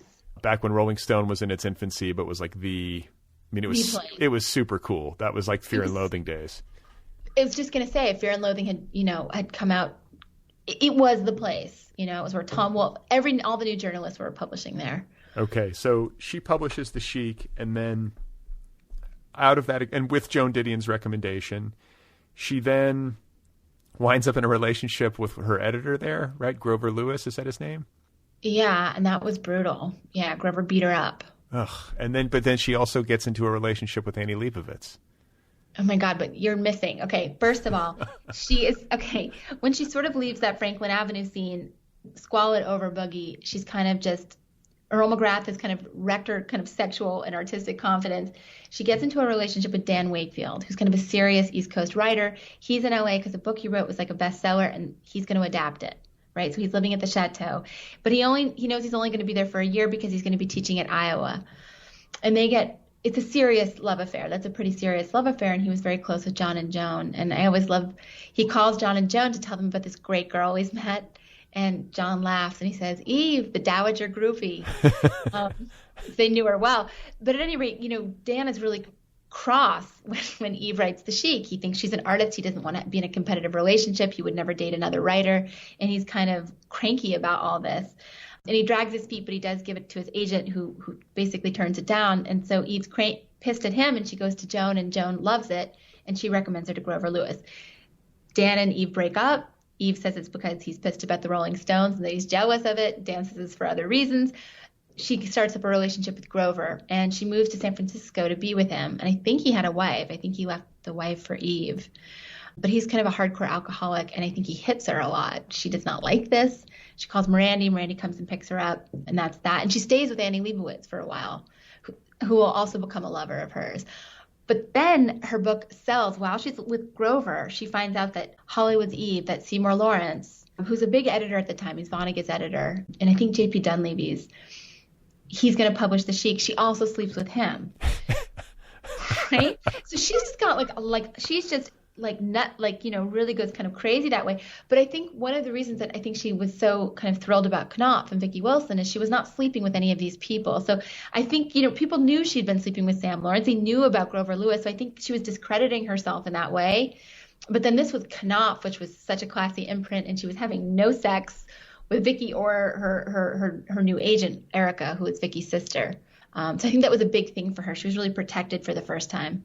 Wow. I mean, it's head spinning. Head spinning. And Vicki's a great editor for her. I now see the letters kind of going back and forth, and Vicki really shaped that book. So she was a great editor for Eve. And Hollywood's Eve, like I know you think Slow Days is the masterpiece. It's Eve's Hollywood. I'm going to be flipping. Yeah. It's Eve's Hollywood is Eve's book. Hollywood's Eve is your book. It's really good. Eve's Hollywood is it's really good. And the piece in The Sheik, her piece called The Sheik about the girls of Hollywood High is just heaven. There's a lot of good stuff in there. So then she hits her peak. After like Eve's Hollywood comes out, is Slow Days is the next book? Yeah. And none of these books sell in their day. And like get shit on. Like the only really big review for Eve's Hollywood was in the LA Times that gets shit on. She just didn't get good reviews. I mean, the one really good review for Slow Days Fast Company is from Alice Adams. And I have this like great letter that Eve writes Alice. She's thrilled about the review and she's very funny about it. And at the end, she talks about how her old friends, meaning that Earl McGrath crowd, the kind of jet-setty crowd, kind of think of her as kind of like a kind of slightly tawdry and sleazy, and will often send other like sleazy people her way. And she's saying that she's going to have Joe Heller start a rumor that she's gone to Switzerland to get her hymen resewn. That's how she ends the letter. It's so great. What do you think about these like market failures? Artistically, she was doing great work, but the readership was not there. Like the recognition and the embrace was not there. That had to bother her. I mean, it would bother anyone to some extent, but like I think of her going off the deep end with cocaine, and was that a response? Do you think that her downward spiral with substance was a response to the failure to like hit with any of these books in a way that she might have hoped? Yeah, I think it's also, there's something both, exquisitely, there's something almost brutish about her, like where she had kind of insane self-belief, but then she's, exquisitely sensitive as well. And I just think, I think the poor reviews for Slow Days were really painful. And I do think it undermined her confidence, because then she tries a novel. And she had said this to me that she shouldn't have. But she felt pressure to write a novel to be kind of I think people thought that if you were a serious writer, you wrote novels, where Slow Days Fast Company is sort of a novel. It is. It's written on her own terms. She calls it in one of her letters to Joseph Heller, where she's kind of castigating him for the blurb he gives her, which is kind of an insulting blurb. She says, I write spurts, which is kind of great, kind of weird sexual imagery. But she did, and that's what she was really best at. When she tried to do kind of a sustained, I just think Sex and Rage has a great title, but it's not a good book, and LA Woman is really not a good book. But I think her confidence was undermined, and her self-belief was undermined, so she was trying to kind of fit the mold. Well, and she's also surrounded by all these people who are hitting in whatever they do. Yes. Whether it's Joan becoming this like literary superstar, or Harrison Ford, or Steve Martin. Everyone around her is like blowing up, and she's doing like what she feels like is her best work, taking her biggest swing. Yeah. And then sends it out into the world, and everyone's just like, whatever. And the reviews are like mean, Mean. Yeah. It's all, and it's like, it's anti-LA. It's like the sexist reviews, and it's even from women. Where it's like gossipy. Like it's those shitty terms that they use, that, those put downy little fucking mealy mouth terms. But yeah, that affected her. But I also think like the life she lived really wasn't sustainable. Like she was going to tip over at a certain point. And so I look at Slow Days as a miracle because of the life she lived, how she lived it. Everything came together with this one book, and it's a masterpiece, right? And then she just sort of tipped over, you know, swallowed over boogied, you know, too much swallowed over boogie. And like time was moving on too, you know. She was at the red hot center of American culture for, you know, like 10 years. Everybody gets bucked off. Yeah, you can't stay there forever. No, and Joan didn't either. I mean, I think what's interesting on, like, to me, Joan's big books, I mean, I don't like Play It As It Lays, but plenty of people do, serious people do. And if you look, Slouching and Play It are written within, you know, 68 and 70. And then her next really big book, she misses with Book of Common Prayer, and then it's White Album, which comes out in 78 or 79, but it's about the period between 66 and 71. She says that explicitly. So, I mean, everybody has their moment, right? And Eve had hers. It's just people weren't paying attention, but they were later. Yeah. Yeah. Oh, it just makes me so mad when I see, like, the New York Times and they're like, the world had to catch up to Eve. I'm like, no, fuck faces. You missed it. You insulted her left, right, and center. The last review was like Michiko Kakutani reviewing Black Swans, and she suggests at the end, the last line is, I think Eve should leave L.A. What a stupid thing to say. Well, the condescension, I mean, it is a real thing, I think, from East Coast establishment versus like people in California. There's some truth to that. They don't take it seriously, you know, because they just consider her what? Some sort of like provincial or bimbo. Shallow bimbo who's, you know, who out here. A lot and had a typewriter. And then it's like really interesting because, like, you know, Joan plays this sort of game. I mean, I think this is why, you know, I believe that Eve wrote the Chic in response to Play It As It Lays. I think it enraged her, but that plays the East Coast game, right? It's the same as Day of the Locusts. It's about LA, but it's about what a hellhole shithole it is. And it tells, you know, the people there lead glamorous but completely empty, anguished lives. It tells East Coasters what they want to hear about LA, right? It's not the truth, right? The truth as I see it, or the truth as Eve saw it, right? So I think that's part of it too. Like, Eve's book was not telling them what they wanted to hear, the critical establishment. Yeah. And, you know, you mentioned Play It As It Lays again, and it's like, I think you postulate that Eve's entire literary career is a response to that book. A rebuttal to Play It As It Lays. That was what really sparked her. And I think Joan must have, that is why, like, I'm like really fascinated, because it makes me really like Joan, you know, who I like to give a hard time to too, but, you know, because I'm finding out too, she edited more than Seymour Lawrence, and Eve was open about this to Seymour Lawrence. Joan edited Eve's Hollywood, right? Fascinating, right? I mean, I think Joan was just the best friend she ever had.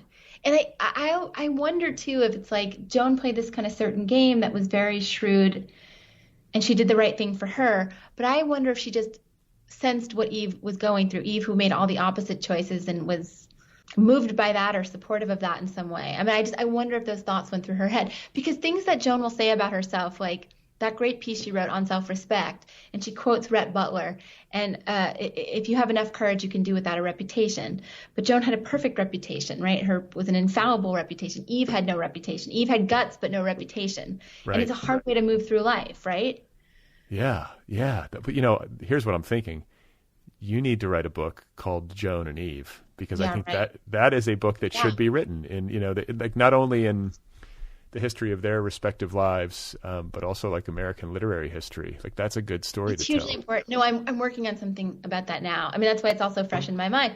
But it's like now getting a sense of like what that scene was between 66 and 71, and actually understanding its parameters, its geography, and the cast, you know, which I didn't have before. I mean, so much of this was like, you got some sense when I was describing what it was like to talk to Eve on the phone. She never volunteered anything. So it's like it was almost like she was like a creature in a fairy tale, right? Who will tell you anything you want to know, but you have to know how to ask in just the right way, right? Like that thing that got picked up, like that MASH note she wrote Joseph Heller that everybody liked to talk about. Eve didn't tell me that. It was some person who kind of tangentially knew Eve in the 70s, and she said that, oh yeah, did you ever hear about that? Eve wrote this letter to Joseph Heller, like, I'm sitting on a wet bathing suit on a bench in Sunset Boulevard. Ask Eve about that. So, of course, I ask Eve, and then the whole thing about Travel Broadens comes out, and that she was just very tricky. But now I was like seeing these kind of journals and letters, I actually have a sense of what was going on then, you know? That maybe she didn't even, like in her later life, have like recall for, you know? I mean, who among us would really, you know? You go back through the letters, and if there's any kind of, that's like the beauty of letters. I think you even say this, they're like a biographer's best friend, because there's something unvarnished about somebody in letters or emails, I guess nowadays. You know, it's the full. They haven't. There's no retro. It's like it's what they were feeling in the moments. They're. You know, it's funny. You know, I get this like because I did the book for Scribner on Eve, and then I've been doing podcasts, right? And I really come out through magazines. And someone's asking like, why podcasts? And I'm like, well, a voice is so naked.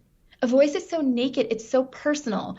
There's something about how someone says a line. You know, you say words, but you say words in a certain way. There's a certain spin you put on them. There's a certain tone. There are pauses, right, that are very, very revealing. And it's like handwriting is the same thing. So like seeing these letters, like there's something so primal and raw about them. And it's it's what you say. It's because it's written in the moment. But it's just it's a physical thing. It's just revealing. It's undeniable. Yeah.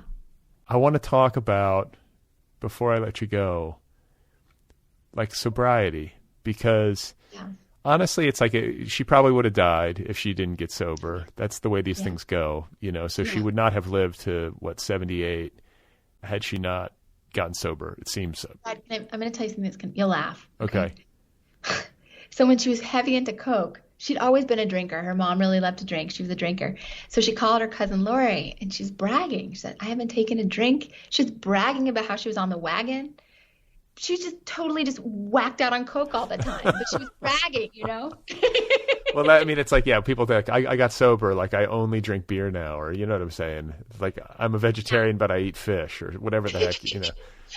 But giving up drinking to get fucked up on cocaine, that's pretty rich. Yeah, that is. So she got, I mean, you describe her like, you know, the depths of cocaine addiction and like thinking they're like spiders crawling all over her and, you know, hallucinating. Covered in bruises, Just not in a good way at all. The cats are high. Yeah. Spills so much in her carpets, Oh my God. So the fact that she gets sober, considering her persona and her, you know, the life that she led, that's kind of surprising.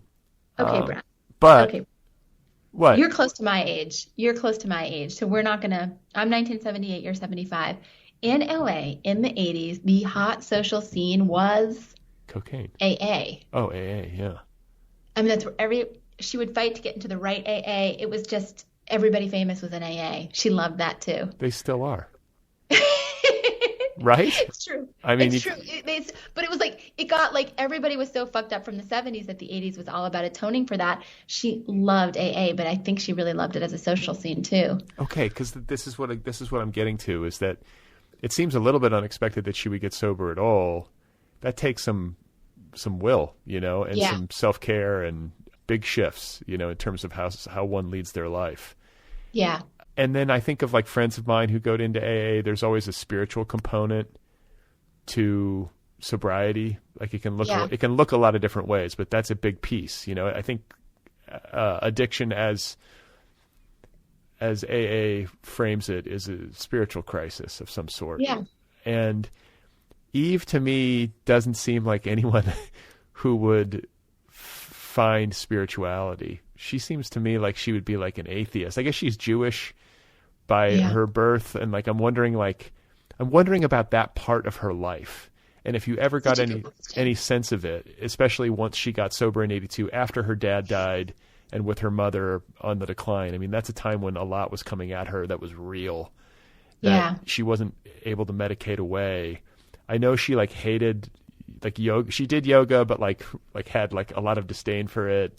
She hated Eastern religion. She like she did. So okay, so like what was it that sustained her? Was there anything? I think she just you know, physically had hit a point where she couldn't keep going on like this. I think that's absolutely right. But I just think she had a nose for the times, and it was like decadence. The 70s was all about decadence. The 80s was going to go the other way, and she went with it.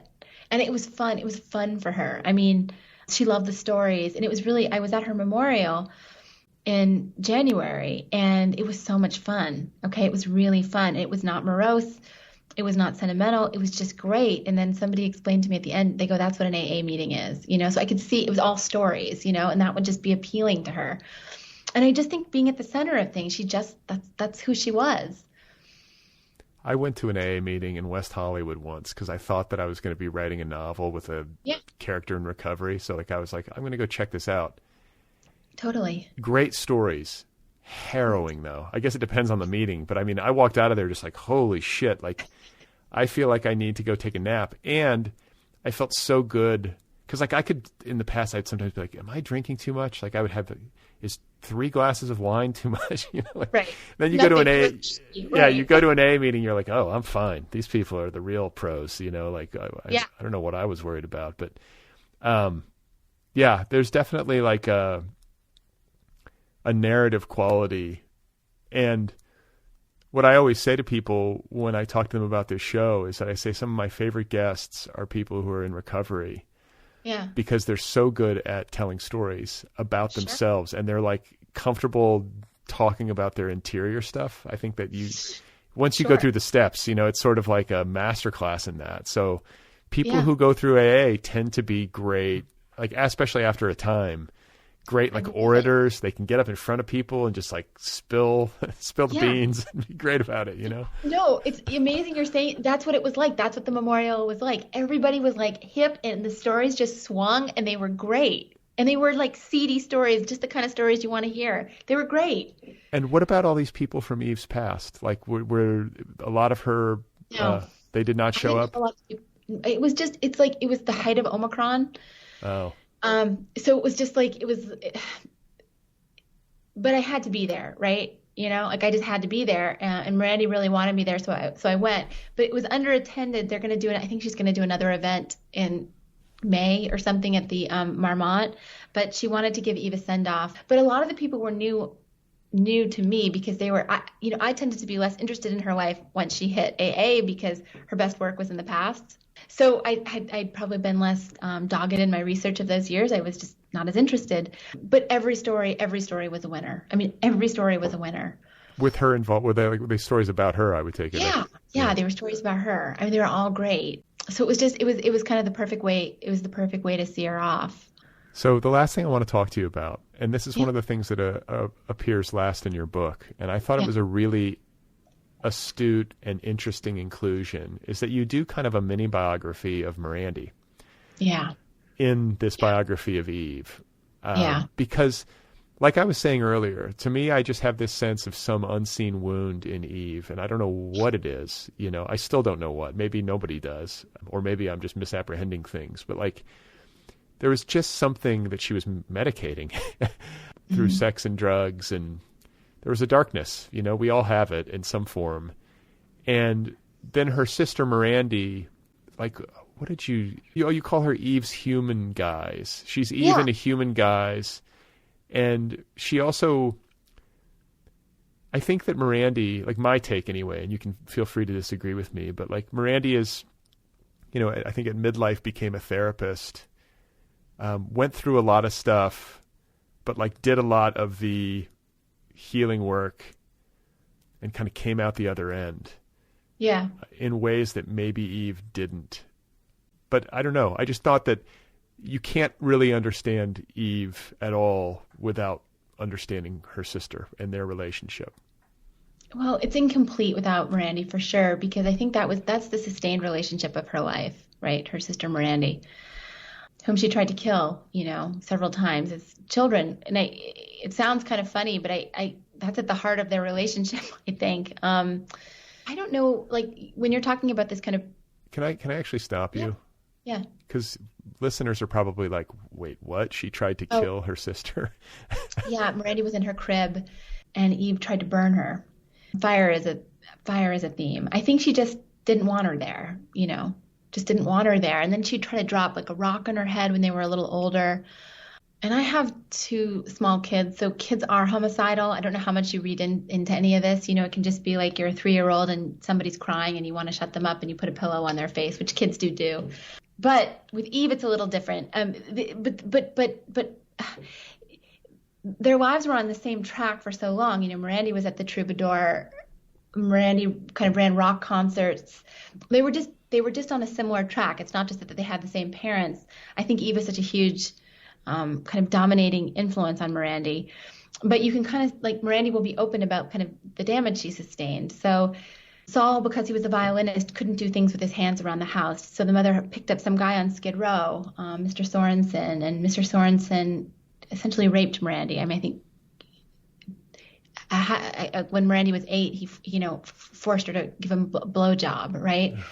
And right, no, just really ugly stuff. And the mother, who was so attentive, just didn't notice that this was going on. And you just go throughout Mirandy's stories. There's just a lot of kind of pain and damage sustained. And Eve was having these experiences as well, but Eve shook them off in a different way.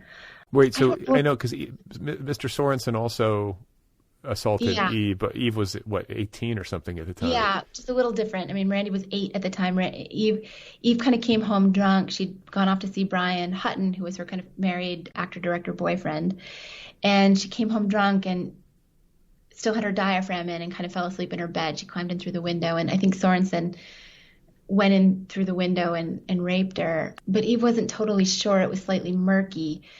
But May found footprints outside Eve's window, and it was Sorensen's boot. And this is very interesting. Sorensen stayed with May after Saul died, and he stayed on the property on Wilton Place. And she had a trailer there that she put him in, and she locked the door when it was 100 degrees or something. I think it was trying to kill him. This is when she had Alzheimer's. It's a wild story. But May had come up living on those oil fields, and I guess it came out when May was older and was kind of Alzheimer's and alcoholism, and just started to talk about kind of all the shit that had happened to her when she was a young girl and teenager in Texas. Probably that happened to women all the time, in those days. It was just an uglier time. At any rate, when you're asking for Eve's kind of primary psychic wound, I used Mirandy just to show what I think was probably also happening to Eve, the things that Eve wouldn't really talk about. But I don't know if I think that there was a primary wound. I actually think her childhood was happy. I just think I think that she was driven to be an artist, and I think the lack of recognition, I think all kinds of things pained her. But I don't know if I think that there was like some primary wound in childhood. I don't think there was. Yeah, I mean, sometimes it's just like a mixture of things. It's a mixture, and it's who you are. And maybe she took on some things that were happening to her mother. But I think, as I said to you, I felt that before she was anything else, she was an artist, before she was a person almost. And that comes with its own kinds of torments, right? And getting what was inside out. Do you know what I'm talking about? It took her a long time to find her form and all. I just think that probably was an agony for her. I think that's the agony of every writer, right? Is like trying to like get it out of you. Yeah. Like, how to extract. How to extract, but also to like you said, to find a form that works for you. And I think when you're kind of taking Sex and Rage to the woodshed, right? That's the one that you really think is a bad book. LA Woman is the worst. Is the worst. You're like, it's a failure of form, Yeah. That's where she failed. It's not that she's like a bad like sentence writer or that she lacks like courage or artistry. It's that she's trying to be something she's not, and she's trying to hammer her books into the wrong form. Yeah, that's a beautiful way to put it. And I always think of like when Martin Amis, his review of White Album, Martin Amis reviewing Joan Didion's book, he uses the verb gouged, a writer who's gouged another book out of herself. And I think that's how it is. That's how it is. It's a violent thing. And I feel like that was really her source of torment. Yes, it was like, one of the things, it's like a funny time. Of course I'm like, don't ever, I grew up like in Gen X, and I never really had a problem with men. Like I never found men particularly, That's how my wife is. That's how my wife is. And I try to explain this to like younger friends of mine in particular. Yeah. And I'm like, like I don't hear, and like that's kind of how I grew up too. There were some isolated incidents, but of course, But men were basically pretty good. I never knew, and when I go, writing a book about Eve, I mean, the men, it was hard. Men really, like they got beat up. And there was just rape. Like it was more. I don't mean like what do you call it, stranger rape, but I just mean like date rape. Like Mirandy telling that story about how she and Clem went to this party. It was at Jane Fonda's house. Jane Fonda left because she had to nurse her baby who had just been born. And she's left with Paul Jagoff's wife. He was a screenwriter, and Vadim, the French director. Who was married to Jane Fonda. Yeah, married to Jane Fonda. And Clem went off with Paul Jagoff's wife. There was just couple swapping. And Mirandy wanted to go off with Jagoff. Zhigov was alcoholic and couldn't get an erection. Vadim comes. She's saying no. Vadim just has sex with her, and Randy doesn't even act like it was a big deal. But it was like that. It was just. It was a hard era. What I mean is like Randy's attitude, like it wasn't. That was just kind of a common occurrence, And just Eve Zevon beat Eve up. Like there was just people were rough. Well, yeah, she was also. I mean, I should clarify this for listeners. She had a relationship with Warren Zevon as well. That's Eve right. did. Late. She met him in AA, though he was doing heroin. I mean, okay. So people listening, I'm imagining that your heads are spinning a little bit. That is exactly how you should feel. That's what this subject matter does. And with what this life of Eve Babitz, must have been like to live. But when you're trying to kind of wrap your head around it, you need somebody to guide you through. And you've done that beautifully in this book. It's a great assessment of her, and it's a great way, like it's a great entry point, I think, for people who are interested. Like obviously you should read Eve's work, but I read Slow Days, Fast Company and your book almost like simultaneously, and it was delightful, That's so nice. Yeah, I loved it. I like to do that too. I mean, that's why I do this show. I love to read a book by somebody, and then also if there's something written about them, that's what I go to next, especially if the book moves me. So, particularly with her, since it was all autobiographical, right? Like it was all memoir, right? Well, and but your book decodes a lot of it. Like I didn't realize that the Sean character was Paul Richet. I didn't realize that. I'm going to blank on it. Who was Earl McGrath? And there's say again. Max. Okay. Yeah. So you can kind of you start to figure out what the stories in Slow Days are, who they're in reference to and everything else. But, it also makes me as a Los Angelino feel better about myself, because this was a gap in my education that felt sort of silly. It's like, oh, I should know about Eve better. How would you know? It's so, because if you're I was always reading, part of it's like my gender, so I was paying attention to Joan, Pauline Kael, Janet Malcolm, and Eve just fills a hole that was big. I think you need to read Joan and Eve together. Oh, I gave my wife, today, we're recording this on Valentine's Day, I gave my wife Slow Days and the White Album as a gift. It's great. Oh, that's perfect. Oh, yeah. Perfect. What a great gift. Yeah, they have to get my husband something now. I got to hang up. It's just so much fun, Brad. Yeah, no, I really appreciate it. Congratulations. You said a little bit about what you're working on, but I always like to ask people what they're working on, if they have another book in the works, or I know you do a ton of journalism work as well, so. I'm working on season 3 of the podcast, but I'm working on an extended piece about Joan and Eve right now. Okay. I would like to do a revised version of the Eve book, because I didn't have so much information. I mean, those boxes, you cannot imagine. They're great. Oh, well, I selfishly hope that you write a Joan and Eve book. Yeah. And the podcast, so that listeners know, is the Bennington College podcast. Yeah. The first season was Once Upon a Time in the Valley. It was about Tracy Lords and the underage adult star from 1986. And then the second one is Bennington College, class of 1986, and it's called Once Upon a Time at Bennington College. Okay. And then season 3 is? To be determined. Oh, TBD. All right. Well, I have loved talking with you. I appreciate the time. Congratulations on all of it, and we'll look forward to what you come up with next. All right, Brad. Thank you. So long. All right. That is Lili Anolik, and her book is called Hollywood's Eve Babitz and the Secret History of L.A., available from Scribner. You can find Lili Anolik online at lilianolik.com. Follow her on Twitter. Her handle is @LiliAnolik. She's also on Facebook and Instagram. So it is late in the day, and I am really, it's too late in the day. I'm supposed to be doing dad stuff. So I have somebody here with me who is not usually in the studio. It's my son, River. River, you want to say hi? Hi. Okay, so tell everybody how old you are. I am 6. Okay, and what is your favorite book? Harry Potter. Harry Potter. Yeah, and Spidey and His Amazing Friends. Spidey and His Amazing Friends? Well, what Harry Potter book are we reading right now? Harry Potter and the Goblet of Fire. Who's your favorite character in Harry Potter? Hermione Granger. All right. Well, thanks for being on my show. Welcome. That's my son, Reverer. He's 6 years old. If you want to support this show and support my son, please support the show at patreon.com. Don't touch the microphone. Patreon.com/otherpplpod. Pre-order my novel if you want at bradlisti.com. Hang on, buddy, 1 second here. And if you pre-order my novel and you send me the proof of purchase to letters@otherppl.com, or you DM it on Twitter or Insta, I will send you a letter and a sticker in the mail.